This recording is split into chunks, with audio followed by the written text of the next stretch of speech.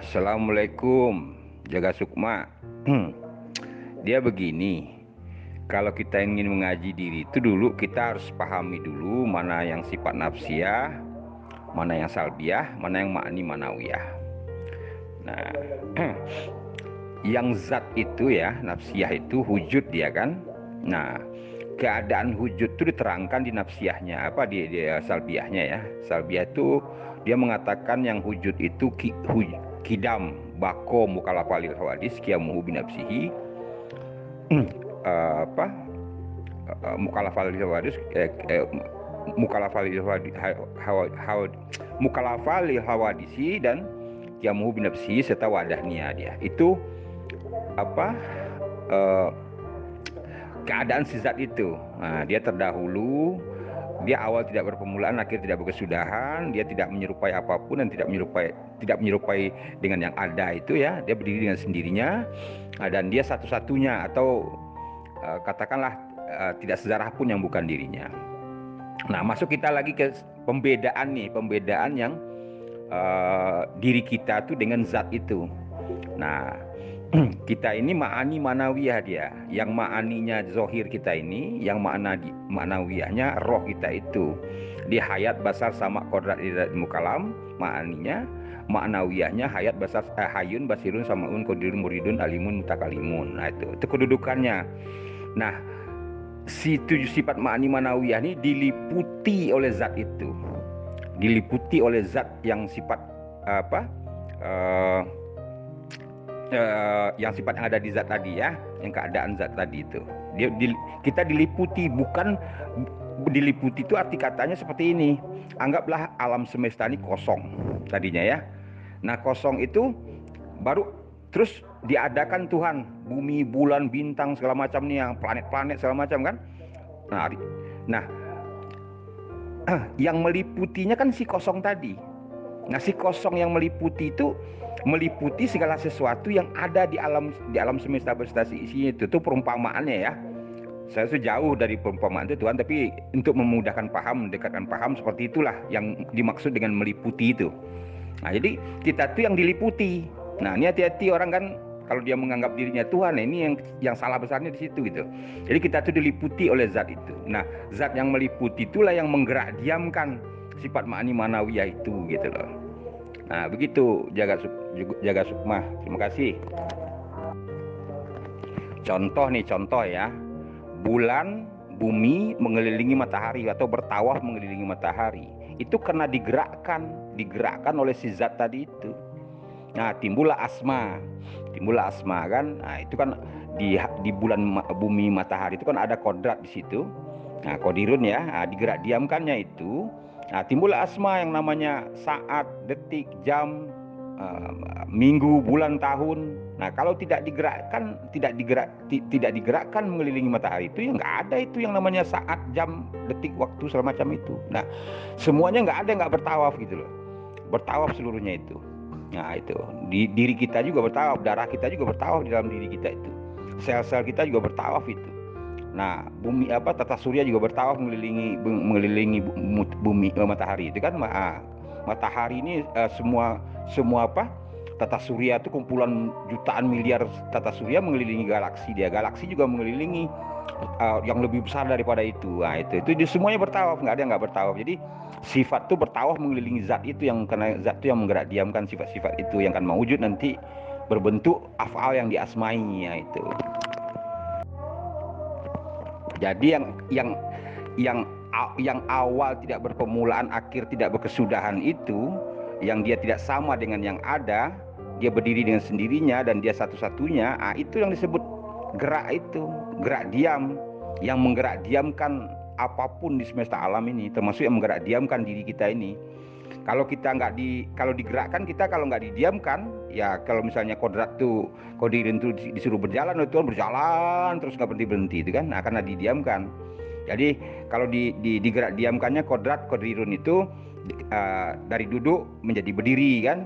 Dinamakan dia asmai, dia duduk, disamai dia berdiri, melangkah, berjalan. Nah, itu kan yang mengasmai si kodrat itu karena digerak diamkan zat itu. Jadi yang kekal abadi itu ya perubahan itu, gerak-gerak yang merubah segala macam itu. Jadi kalau kita ini kan baharu, yang baharu ini binasa dia, karena digerakkan menjadi binasa dia gitu kan. Jadi digerak diamkannya si hayat, timbullah asma, bayi, kanak-kanak, remaja, dewasa, tua, mati kan. Nah itu karena digerakkan. Kalau nggak digerakkan kita jadi bayi terus, nggak pernah jadi kanak-kanak nanti, nggak pernah jadi dewasa. Jadi yang menggerak diamkan itulah zat itu gitu loh. Nah, tapi hakikat dari gerak itu nggak bisa diketahui itu. Kita tahu efek geraknya, tapi nggak tahu kita hakikat dari gerak itu. Jantung kita tuh bergerak terus tuh kan, tapi kita nggak tahu tuh hakikat gerak itu. Kita bedah dia nggak akan ketemu itu apa itu yang menggerakkan itu. Nah, itu yang disebut yang menggerak diamkan, itulah yang abadi dia, yang kekal abadi, yang terdahulu dia gitu, yang tidak akan ada, yang tidak ada akhir dia itu. Nah, dia berdiri dengan sendiri, ada dengan sendirinya dia gitu.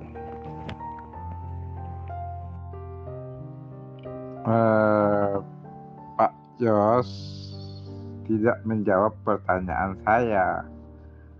Itu kan semuanya di luar dirinya Pak Yos. Yang saya tanya itu di dalam dirinya Pak Yos tuh loh. Pak Yos kan punya diri itu. Nah, di dalam dirinya Pak Yos tuh siapa dan bagaimana dan apa? Ya gitu. Pak Yos sendiri kan bilang dengan kata istilah saya atau aku saya.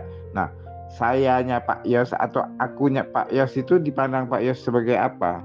Menurut pandang Pak Yos.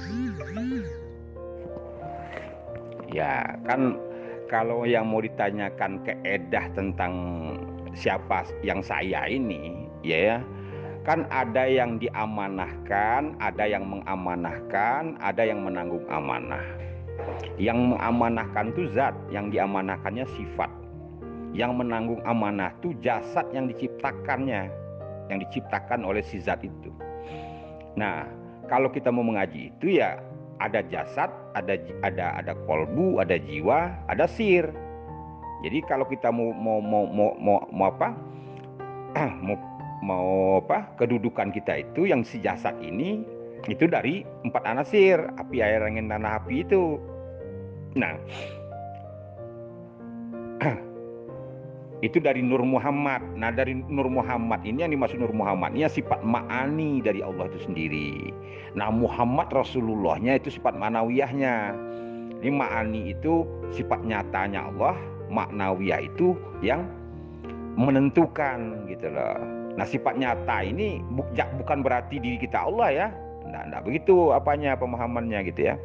Ma'ani itu sifat nyata, sifat kerjanya Allah, maksud itu afalnya Allah, perbuatannya Allah. Jadi kalau untuk ke diri kita itu cuma perbuatan Allah sebetulnya, sama asma, perbuatan dan sifat Tuhan kita itu sebetulnya. Sifat pun bahagian dari sifat Tuhan. Makanya kutiupkan sebahagian rohku, kan berarti sebahagian yang ada di Ahmad, bukan zat. Bukan kutiupkan zatku, bukan kutiupkan rohku, kan berarti kutiupkan sebahagian rohku sebetulnya itu. Aslinya kutiupkan sebagian rohku. Nah, sebagian rohku itu Ahmad itu yang kumpulan semua sifat-sifat Allah kan.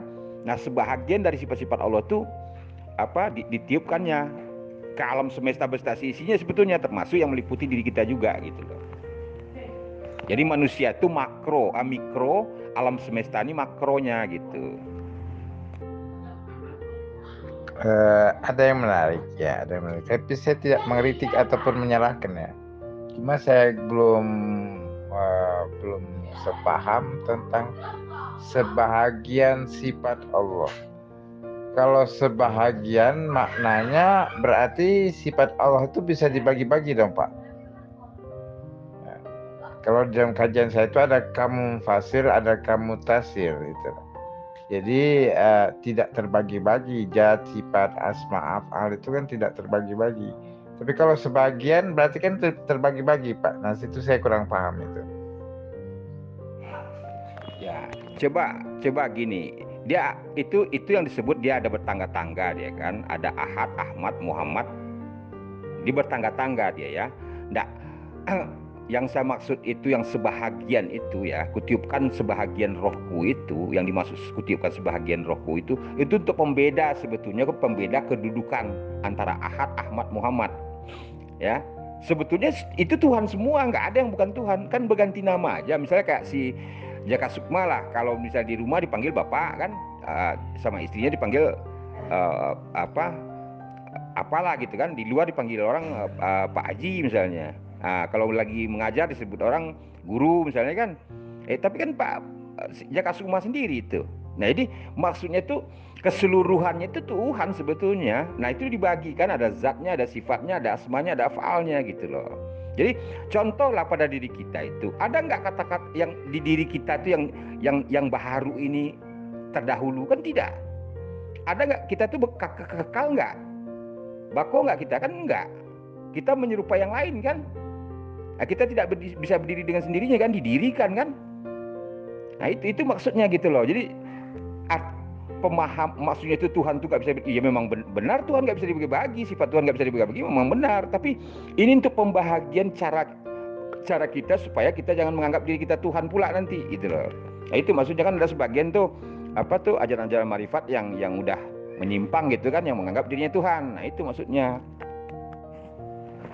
Ya, kalau yang lebih ini lagi, kalau kita mau lebih dalam lagi sebetulnya, kalau kita mau mengaji Tauhidul Asma, ya, ada yang diasmai, ada yang mengasmai.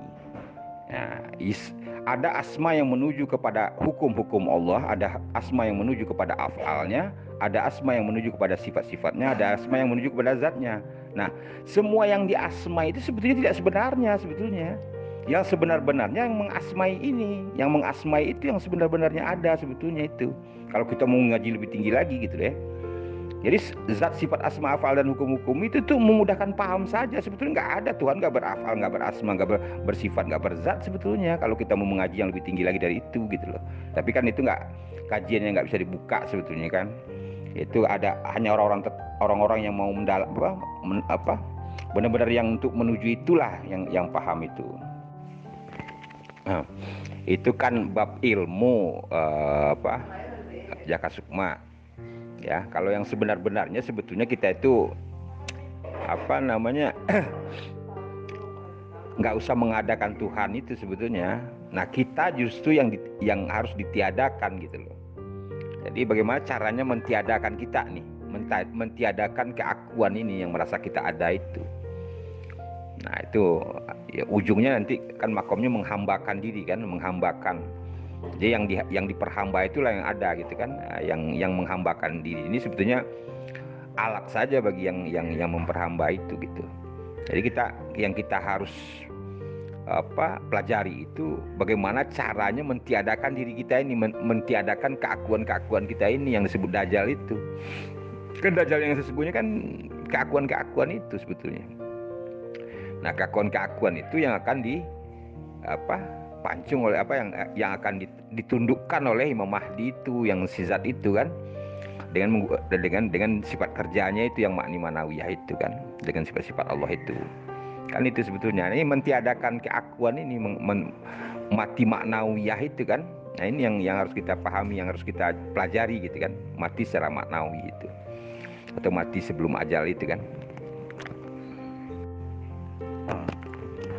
Atau kata-kata taubat juga bisa dibawain kan untuk di perasaan tuh. Bagaimana kita caranya untuk taubat? Selama ini kan ya mungkin di waktu kita masih di alam arwah ya masih murni dia kan, di alam di alam minsal masih murni, dia di alam ajsam masih murni. Keluar dari masuk ke alam sahadah ini sampai umur 4 tahun mungkin kita masih murni itu. Nah, tiba 4 tahun tuh udah mulai keakuan ada kan, bahkan ditanamkan oleh orang tua itu kan. Ini sepatu Muna, ini baju Muna, ini punya Muna, ini mainan Muna kan, jadi punya aku semua kan. Ya akhirnya sampai gede kita yang diamanahkan Tuhan itu, yang diamanahkan zat itu, sifat-sifatnya itu kita aku, milik kita jadinya. Padahal cuma diamanahkan, diamanah itu bukan dipinjamkan, bukan dimiliki seharusnya. Ya akhirnya hayat dipakai untuk kesesatan kan, mata dipakai penglihatan dipakai untuk mencela kan, si Basor itu. Nah, si kalam dipakai untuk mencaci maki kan, ilmu jadi kesombongan kan, si sama untuk memfitnah kan, macam-macam lah itu. Jadi si kodrat untuk sesuka-suka kita hidup di dunia ini kan, menindas orang, memeras orang kan gitu. Nah, itu yang harus dikembalikan hak itu kepada yang punya hak itu kan, itu arti taubat kan. Nah, itu hakikat tawaf mengelilingi Ka'bah 7 kali itu kan itu.